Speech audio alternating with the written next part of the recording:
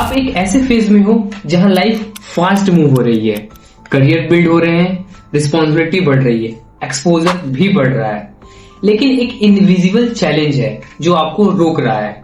आप बोलते हो लेकिन लोग सुनते नहीं है, आप एक्सप्लेन करते हो लेकिन लोग समझते नहीं है, आप अपना इंटेंट क्लियर रखते हो लेकिन लोगों का परसेप्शन डिस्टॉर्ट हो जाता है। ये फ्रस्ट्रेशन साइलेंट होती है क्योंकि आपको लगता है शायद मैं ही क्लियर नहीं हूं या फिर लोग मुझे समझना ही नहीं चाहते।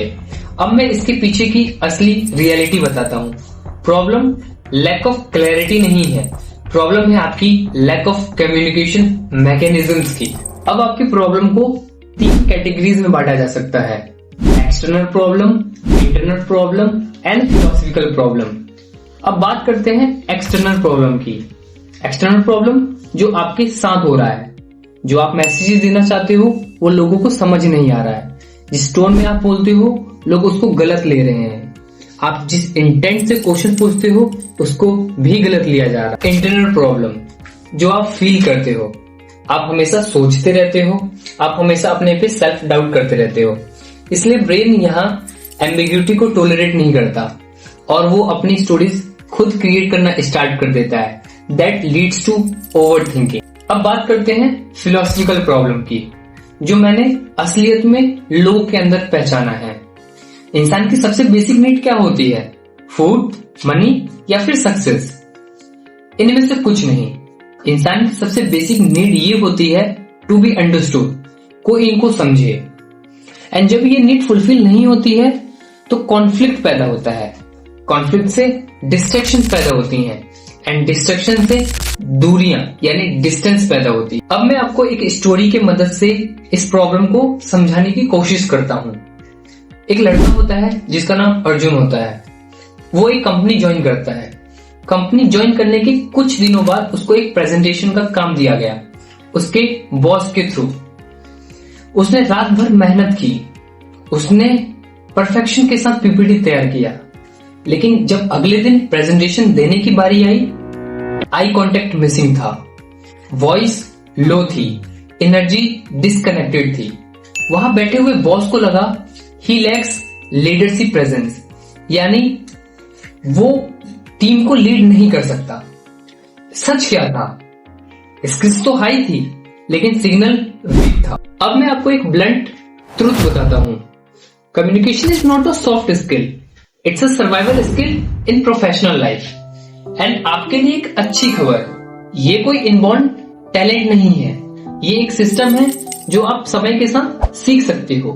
एंड आज मैं आपको वही सिस्टम दूंगा, not theory, only applied psychology. अब मैं आपको कम्युनिकेशन का सही मतलब बताता हूँ। कम्युनिकेशन का मतलब सिर्फ बोलना या इंफॉर्मेशन देना नहीं होता। कम्युनिकेशन का डेफिनेशन होता है to transfer your thoughts, emotions, ideas in such a way that the person next to you understand in a way you want to convey the message to them. अगर मैं इसका हिंदी मतलब बताऊं तो कम्युनिकेशन तब कंप्लीट होती है जब सामने वाला वही फील करे जो आप फील करवाना चाहते हो। कभी कभार आप कहते हो आई एम फाइन, लेकिन सामने वाले को लग रहा है आप परेशान हो। ऐसा क्यों? क्योंकि आपका फेशियल एक्सप्रेशन, टोन कुछ और ही कह रहा है। You do not control what you say, you control what others understand. Now I am going to explain you 3 layers of communication. First, words. Second, tone. Third, body language. 10% of your communication depends on what and how you choose the word while communicating. 30% of your communication depends on how you are saying the word, like rudely, happily, sadly. And 60% of the communication depends on how you are appearing, like how is your facial expressions while communicating to the other guy next to you. Why it matters? Because ये evolutionary होता है। हम language से पहले signal से communicate करते थे, इसलिए हमारा ब्रेन नॉन क्यूज पे ज्यादा ट्रस्ट करता है। अब मैं आपको एक बहुत बढ़िया फ्रेमवर्क देता हूं कम्युनिकेशन का, जिसका नाम है SLUR, SLUR। S stand for speak concisely, clearly and structurally. L stands for listen. The person next to you without interrupting. U understand the emotion and intent of the person. And R stands for response. इन चारों में से बहुत लोग L तक रुक जाते हैं, लेकिन गैप U में होता है। सुनते सब है लेकिन समझते कम है। अब इस चीज को एक एग्जाम्पल की मदद से समझते हैं। मान लीजिए दो दोस्त हैं, एक का नाम है राम, दूसरे का नाम है श्याम। राम एक दिन बोलता है मुझे काम से स्ट्रेस हो रहा है, वहीं श्याम का रिस्पॉन्स होता है ये नॉर्मल है, सबको स्ट्रेस होता है। वही रिस्पॉन्स क्या होना चाहिए था, मुझे लग रहा है तू काम से ज्यादा प्रेशर ले रहा है, तो मुझे प्रॉब्लम बता, साथ में इसका सॉल्यूशन निकालते हैं। डिफरेंस, दूसरा रिस्पॉन्स वैलिडेट था। अब मैं आपको इंटरेस्टेड वर्सेस इंटरेस्टिंग के बीच का डिफरेंस बताता हूँ। ह्यूमन ब्रेन सेल्फ फोकस्ड होता है, इसलिए आपको मालूम होगा 70% of the people want to talk about themselves. वो सिर्फ अपने बारे में बात करना चाहते हैं, दे वांट सेल्फ टॉक। इसलिए आप किसी पार्टी या फंक्शन में किसी से मिले तो अपने बारे में ज्यादा बात ना करके उनके बारे में बात करिए। ये मत सोचिए कि मैं क्या बोलूं, ये सोचिए कि मैं क्या पूछूं।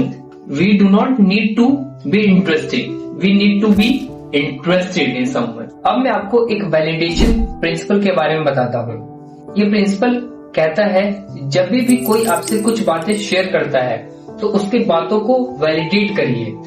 मान लीजिए किसी ने कोई बहुत बढ़िया आइडिया शेयर किया तो आप उसको बोलिए ये आइडिया बहुत बढ़िया है, I get you, I understand you. आप उनके टर्म्स में बात करिए, talk in the terms of others person. इससे कनेक्शन बहुत अच्छा बिल्डअप हो।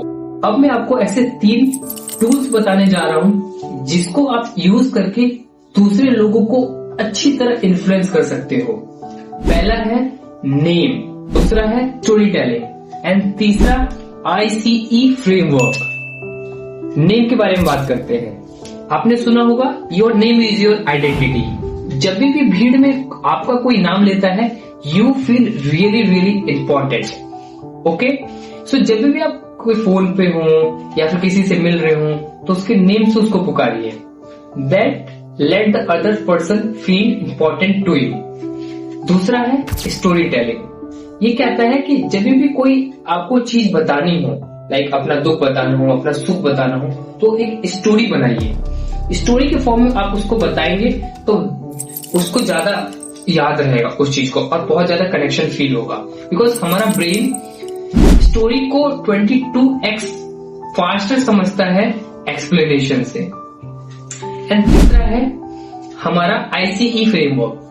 क्या कहता है ये ICE framework? I stands for interested, मतलब हमें इंटरेस्टिंग नहीं इंटरेस्टेड बनना। सेकंड C मतलब चैरिस्मेटिक, हमको दूसरों की तरह अपने आप को ढाल लेना है and this is called mirroring effect. तीसरा है ईगो।